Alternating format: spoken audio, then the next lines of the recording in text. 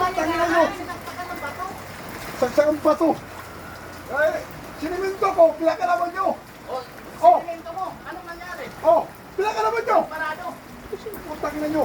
Utang ina mo. Oh, luta mo. Ano ba yung problema sa sinamento niya? Eh, ang dami Ya, bukas yan. Sundan nyo. pinanig mo doon.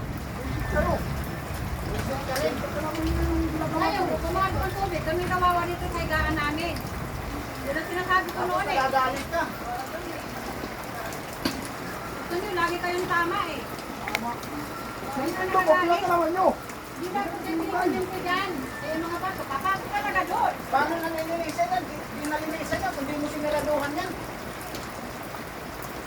Sasabihin nyo po, Ya, bukas na yan. Oh, sundutin nyo. Paano ba makakasundot yan? Turunan mo eh. eh, kawawa dito, papasok sa higaan namin. Paano kami makakatulog? Baka hindi naman yun. Sa kami daanin sa paano-ano mo.